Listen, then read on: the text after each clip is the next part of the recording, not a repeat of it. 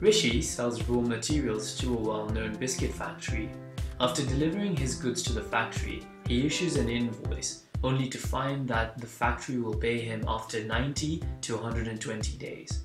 He goes to the bank for a loan. The bank regards him as high risk, requires collateral, and takes a long time to process the loan. He has neither the time nor the collateral and therefore cannot grow.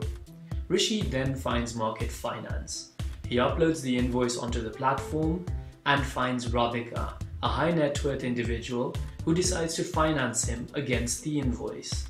90 days later, the biscuit factory pays the invoice value and Market Finance repays Radhika with the interest and the principal. Rishi is happy as he gets his cash early to grow his business, and Radhika is happy as she finds an alternative source of income.